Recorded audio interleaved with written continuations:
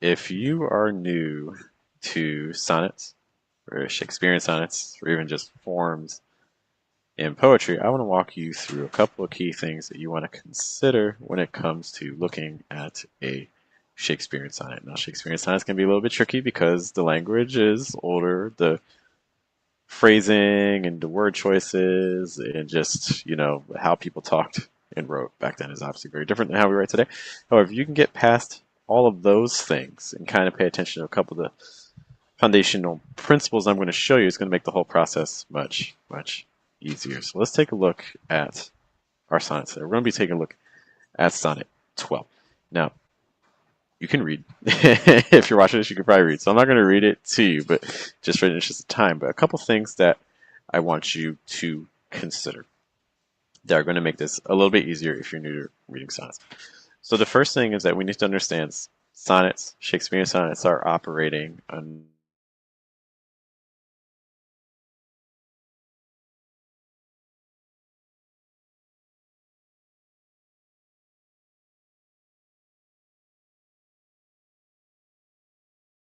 need to understand. This is how things operate. And if you can see that pattern, you're going to see that in general, each of these 4 units is going to work somewhat independently. For instance, these first 4 lines all kind of go together. The second 4 lines all kind of go together. The third 4 lines all kind of go together. And then the last 2 lines, that's called a heroic couplet because this last 2 lines, they rhyme on their own. That's going to be together as well. So that's the very first structure that you need to be aware of. Inside of that structure, what else do we need to be aware of? We need to be aware of what's the rhyme structure. So notice that we're going to have something that's called A, B, A, B. What does that mean? Well, that means that your A's rhyme. So time, prime, night, white, right? The next quatrain is going to have a different group. We're going to have CD, CD, right? Leaves, sheaves, herd, beard. Okay. And again, there might be off rhymes here, so it's not going to be like a perfect rhyme all the time, and that's okay. In fact, that's kind of what you want. If all of your rhymes are too perfect, it's not going to make for a sonnet that's going to sound very good. Okay, so it's okay to have some words that don't rhyme perfectly. That's actually kind of preferred. After that, we're going to have EF, EF. Okay, it's like make, forsake, go, grow. And then your very last line is going to be GG. Those rhymes. So that's the rhyme scheme that you are going to have inside of your sonnet.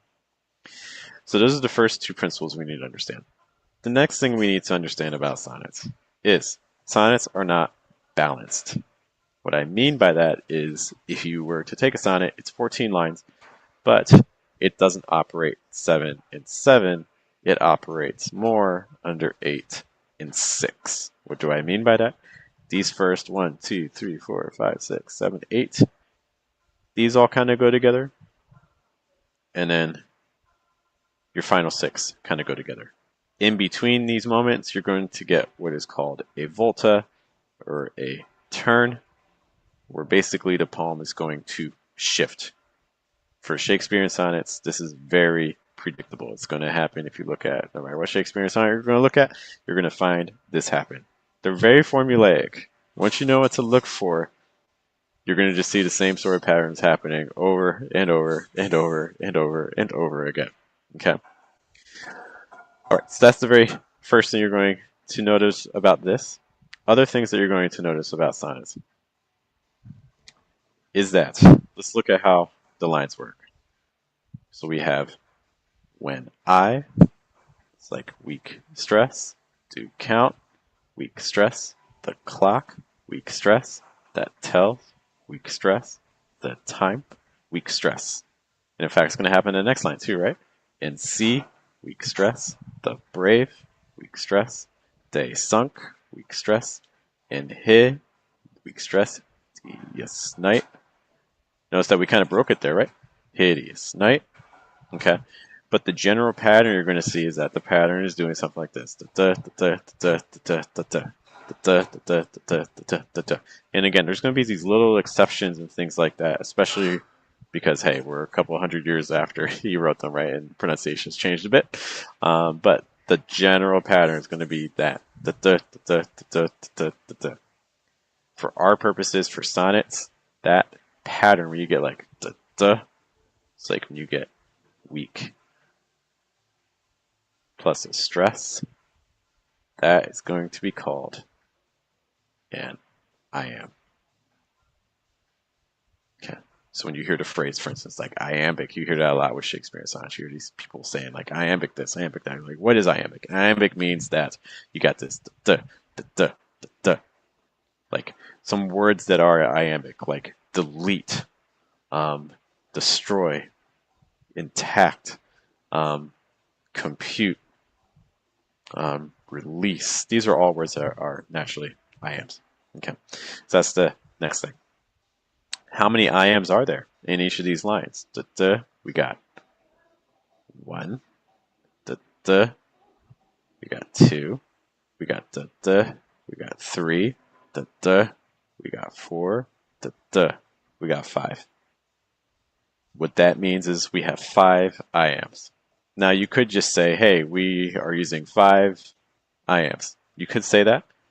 If you want to sound fancier, what you're going to say is that we are using, when you have 5 iams in your line, you can also say that you are using iambic pentameter. That just means that I'm using a meter that has 5 of something. I'm using 5 iams. Okay. Because pent, you can think like pentagon, has like 5. Same idea here. So that's what iambic pentameter means. It means you have 5 iams in your line. All right. So those are kind of just the very foundational elements of sonnets. This is the backbone of everything else. With sonnets, let's talk about sonnets themselves and specifically this sonnet. Okay, you're going to see that the titles for Shakespearean sonnets are generally just the first line. Okay. What do they mean? Oh my gosh, Old English. What could this possibly mean? One of the things I will tell you is kind of like if anyone here does like philosophy, it's kind of like philosophy where the more philosophy you read, at first when you start reading philosophy, it's like, what is this person even saying? Then you read more philosophy and then you're like, oh, you kind of start understanding better. Or if you like crossword puzzles, when you first start crossword puzzles, they're very challenging because you don't understand the clues that they're giving you, so it's hard to find the word. But then you do more crossword puzzles, and then it starts getting easier. Like, oh, when they phrase it like this, that means they mean this. That means it has to be singular. That means it has to be plural. That means they need this. You know, so you start kind of seeing the patterns. Sonnets are the same thing. The more exposure you have to sonnets, the easier sonnets get. With that in mind, let's just kind of go line by line, and I think it's helpful to kind of just like talk through things really quick. Okay. When I do count the clock that tells the time, what does that mean? The way I interpret that is like, hey, when I look at the clock, when I see the time. Okay, so sometimes it's helpful to just kind of read a line and just think about it for a minute. Just like, what are we actually saying? And the way I interpret that first line is, hey, when I see what time it is, when I see the time, and see the brave day sunk in hideous night. What does that mean? I see the brave day sunk in hideous night. It's dark, right? When I see the time and it's dark, that's basically what we're saying, right? Now, there's obviously more information being given because we have some associations, right? We see brave day. So we have this positive word associated with day. We have this negative word associated with night. So notice here, we're starting to get an idea of things that the speaker likes, but also some things that the speaker doesn't like. They like the day, they don't like the night. Next line, when I behold the violet past prime. Okay, so the violet is fading. The violet is maybe withering. Right? In sable curls all silvered over with white. I see sable curls in reference to like hair. It's like kind of I see like kind of like gray hair. Remember what I mentioned earlier, lines, the first 4 lines kind of go together. What's kind of the pattern here? What's happening here? We're talking about things fading. We're talking about time passing. We're talking about things getting older, right? Whether it's the day, whether it's the clock, whether it's the flower, whether it's the hair, things like that. So all of these lines are kind of all referencing the same thing. Then we go on to our next quatrain, right? When lofty trees I see barren of leaves. Okay, so that means I'm getting like winter, it's fall, it's winter, right? They're losing their leaves. Which erst from heat did canopy the herd. What does that mean? Which erst from heat. I don't know what exactly that means, but did canopy the herd. Oh, I'm getting the sense that there's no more shade. From heat did canopy the herd. One of the things you're going to see with Shakespeare's thing is that a lot of times the grammar is going to be inverted, right? You wouldn't say which erst from heat did canopy the herd. You wouldn't say that. You're going to see, oh, the lofty trees canopied the herd, or they shaded the herd, right? Um, so one of the things with sonnets is we want to kind of, if you're having a hard time understanding it, just kind of invert your grammar and things like that. Okay. So I'm getting from this, there's no more shade. What's up to David hanging out with us? In summer's green, all girded up in sheaves. So again, we're seeing, again, a reference to season things, right? So notice that this group of four, this quatrain, is now starting to kind of be, has a kind of a seasonal focus, right? Summer's green, all girded up in sheaves. So it's like, again, it's like, we're basically saying like it's winter or it's fall. Again, things are past their prime. Born on the bier with white and bristly beard. Again, if it is something that bothers you, what I would do is you could look up any word you're not familiar with. So if you're not sure about like beer, like I'm not really sure of that, you could look it up. In the interest of time, I'm just going to pass because I feel like I get the general idea. Again, it kind of references back what we saw earlier with the curls. So now we get like the beards, so we get people aging and things like that, right? So notice also it's kind of appearing in the same spot, right? We talked about hair in line 4, and now we're kind of referencing body hair again in line 8. So there's a little bit of a pattern there. Okay. Remember what we said for the next group. Okay, so I'm going to erase these notes. You can play back and replay for anything you need again. We are now at line 8. We mentioned that this is right where the turn is. And in fact, we get a marker of that. Very often in a Shakespearean sonnet, this is where you're going to get a word that indicates transition, like a but, like a however, a yet. In this case, it's a then, like something that indicates as a transition, right? Then of thy beauty do I question make. Obviously, we don't talk like that. Okay, so think about what could he actually be saying? Invert the grammar. Put it back into normal cadence, right? Then of the beauty do I question make. What is this basically saying? I question thy, meaning your. I question your beauty. Do I question make of thy beauty? No, I question your beauty. That you among the wastes of time must go. So even this you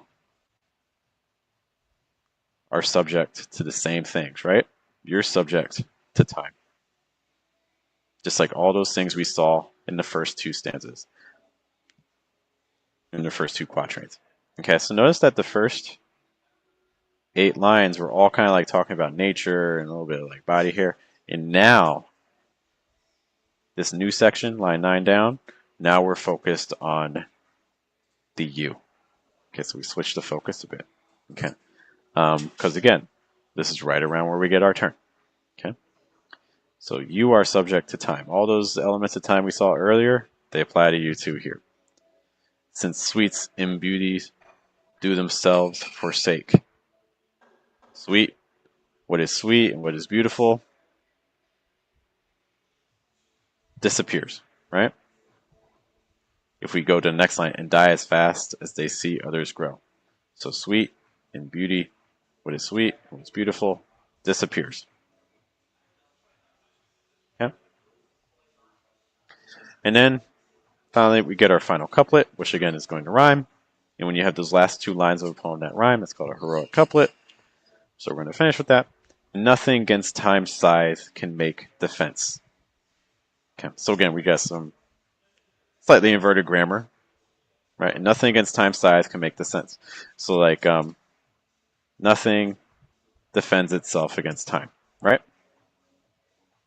So nothing can defend itself.